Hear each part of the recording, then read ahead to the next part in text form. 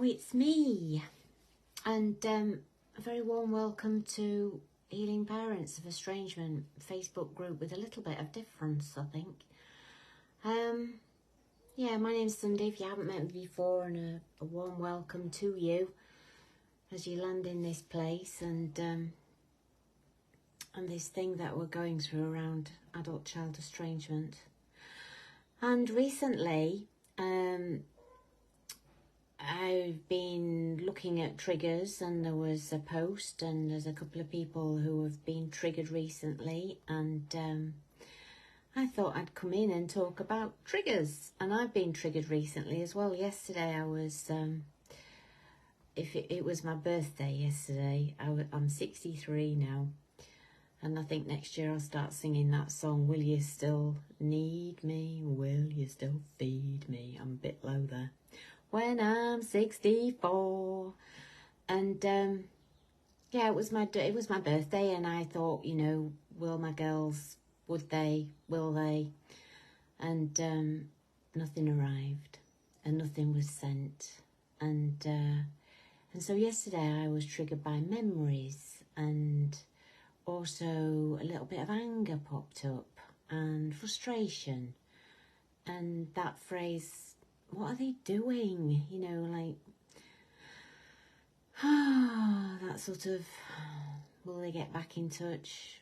Are they still holding on to something against me, etc., etc.? So it was an emotional day yesterday, and probably more so than I've had in previous birthdays. And there's other stuff going on, you know, and so it's interesting. Triggers are just fascinated. So, you know, I see that there's 3 types of triggers. There's the ones that actually rock up and present to you in the moment. You know, those ones that somebody says something or does something, and it's right there in the moment. And that's what I would call, you know, the sort of instant trigger. And probably many moons ago, maybe I would have been more reactive, you know, in my reactions, and maybe sometimes still can get into reaction around things that I find upsetting, offensive, rude, inconsiderate, etc., etc., you know, all those sorts of things.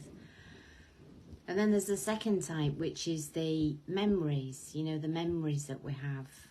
I'm now thinking, what was the third type that I thought of? Oh, yes, I'll come to that. So the second type for me is the memories that we have, you know, where you can actually start to ruminate on things that were like 15, 20, 30 years ago and still get your knickers in a twist around. Yeah, sometimes those are really interesting, those ones, aren't they? Those ones that I remember when, and the detail that you go into, and the feelings that come up as a result of that. And then the third kind of trigger is the ones that are the ones that we're not yet aware of, the ones that sort of subliminal, unconscious. We know that we are in some sort of feeling state, because triggers invariably bring up thoughts and feelings, and sometimes we can be in a triggered state and we don't know why. You know, we haven't consciously had any thoughts, there isn't anything in front of us that's presenting as a trigger, and yet we feel out of sorts. So those for me are the sort of 3 differing types. There might be more, but 3 is enough, isn't it? Let's face it. Because who likes getting triggered? No one.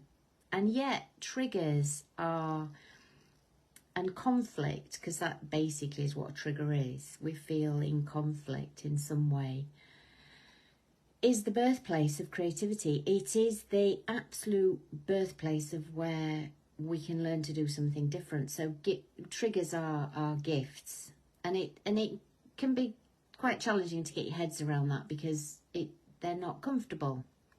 The very nature of them is that we feel stimulated, we feel feelings that we probably don't want to feel, we have thoughts that we don't want to be thinking, we just want things smooth, nice and easy, and yet triggers, stimulation, whatever you want to call it.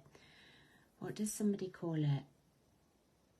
I think a stimulus is probably, because even the word trigger can trigger some people. Have you noticed that? and they say, I hate that word. You're triggered by triggers. Yeah, anyway, you get the gist. So how to deal with them is the thing. And many people, our children aren't alone in this sort of checking out, blocking, whatever. You know, many people will seek to avoid them because they are uncomfortable and we don't know what to do with them. And it requires some personal investment and some energy and some thought and some consideration around how to deal with them.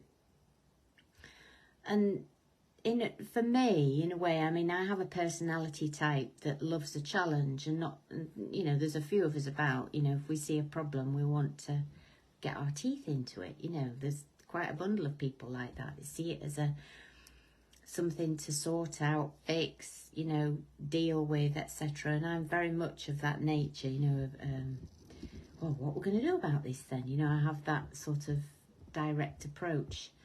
Not always, but mostly. And so I'm up for it. You know, I'm up for feeling my triggers and seeing if I can conquer, for want of a better phrase, the situation. You know, can I stay grounded? Can I stay solid? Can I stay useful? Mostly, can I stay in my own integrity and not let myself down by flipping out, you know? That's a big one for me, because I don't enjoy flipping out, because I used to do that a lot in my reaction and would get physical and verbal and be quite aggressive.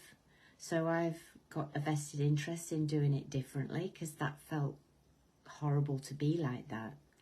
So those of us who have been a bit of a fighter, people who, you know, we've given back as good as we've got, once you start to think, I don't really like myself doing that because I've got to apologise and clean it up and I feel bad, and, you know, I felt bad before and now I feel worse. You know, that can be quite a motivator into handling triggers differently, which is very much what I've come to see, practice and learn.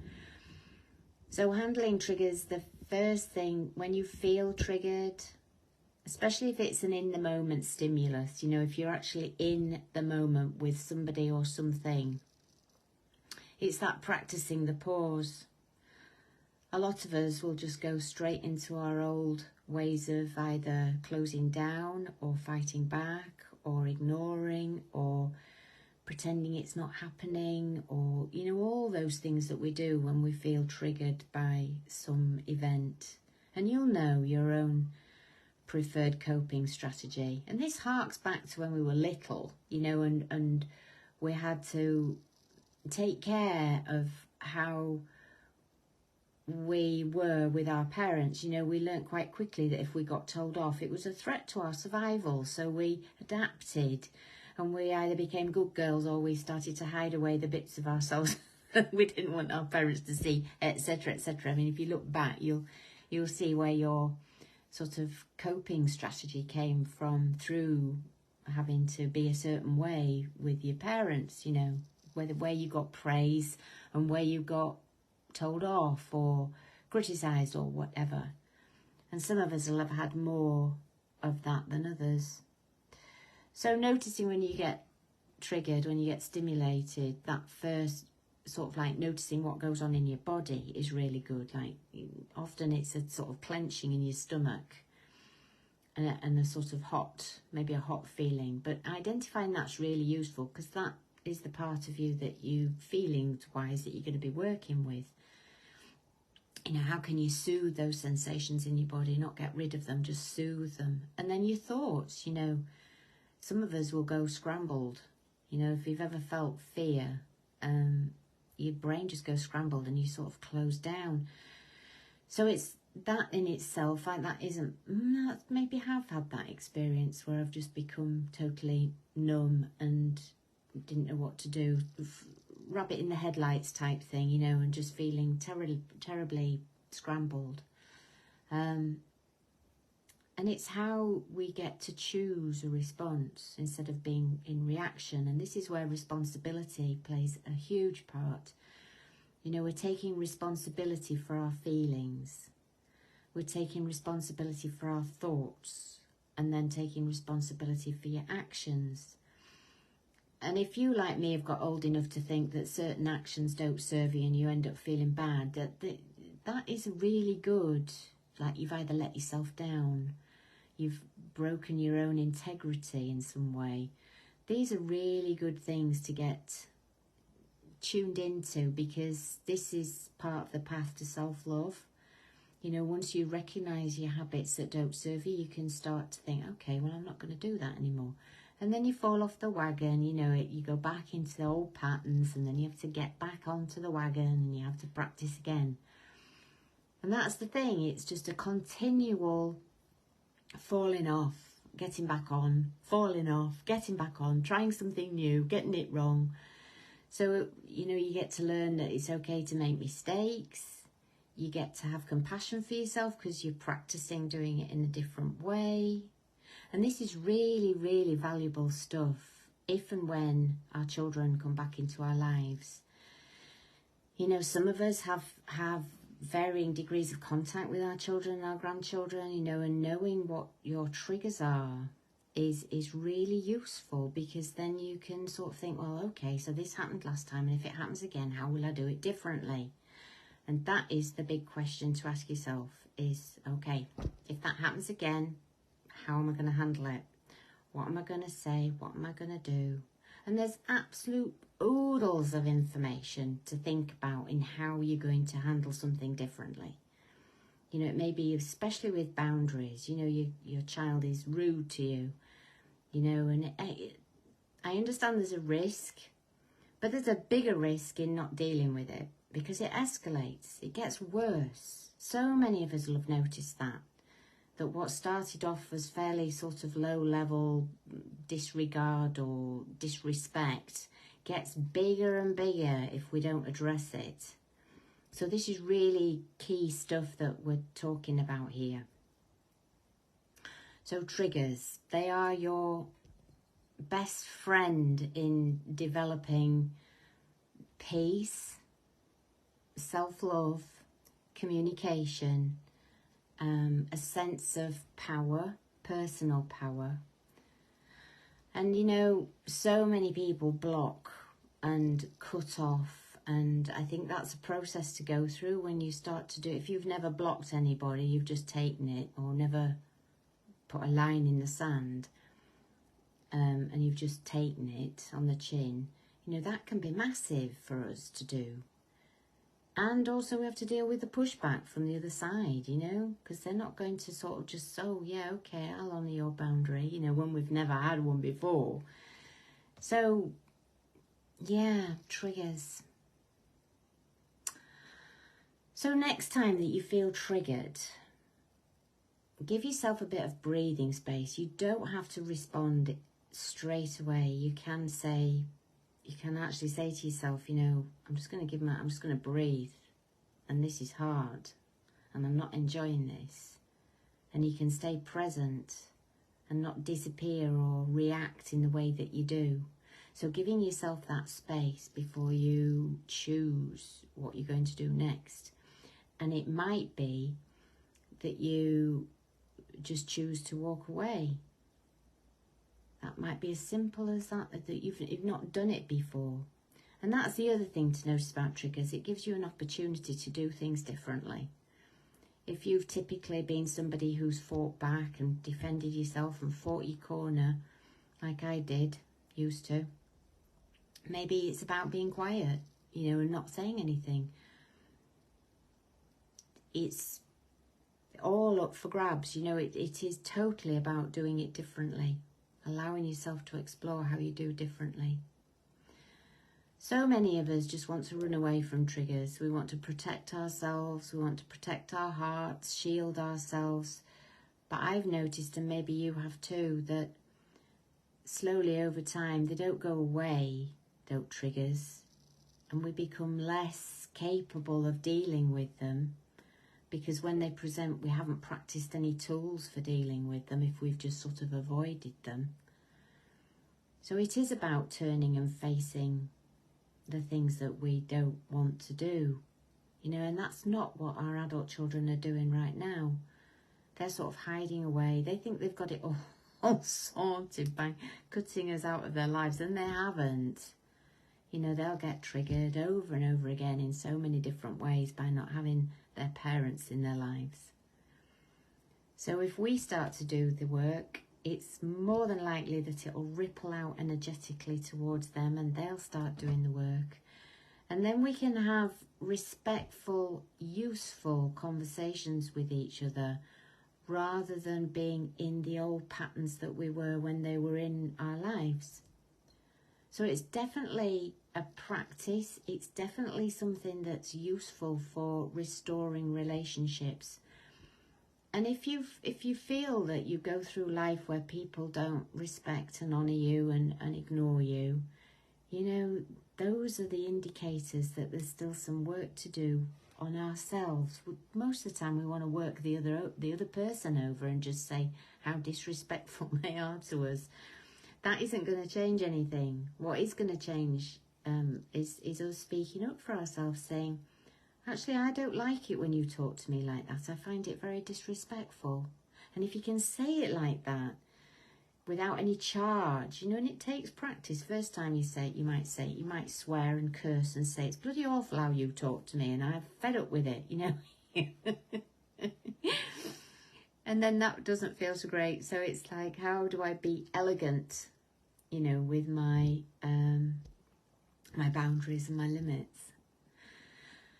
So don't avoid your triggers. Like, maybe you might write them down, what you get triggered by, you know, what really triggers you, and work with them. Not all at once, because that would be a bit overwhelming. You know, like, pick an easy one that is relatively easy. You know, it could be that a shop assistant is not particularly I don't know if that's a good example. Trying to think of an example. Maybe Facebook posts are a really good place to practice these. You know, when you feel a little bit affronted by what somebody said, you can start to practice the language that you need, you know, in the written form, and then you can start to speak it. If everybody dealt with their triggers, their own triggers, we would live in a harmonious, a bit more harmonious world. You know, people would have that a sense of integrity towards themselves and each other. So yeah, so think again next time you block somebody, if that's your, you know, I block them. That's what our kids are doing. You know, that's what our children are doing. It's not a very adult way of dealing with conflict, blocking, grey rocking, stonewalling, ignoring, banishing. It's not the way that we're going to build communities, and it's not the way that we're going to create different family dynamics, you know.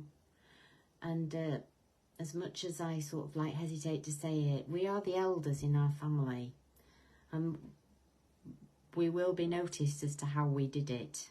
You know, we sort of set the bar for the next generation, and I think that's really important for the planet, even if it's not just for ourselves. So I'd be interested to hear what you say, if you pop it in the comments down below.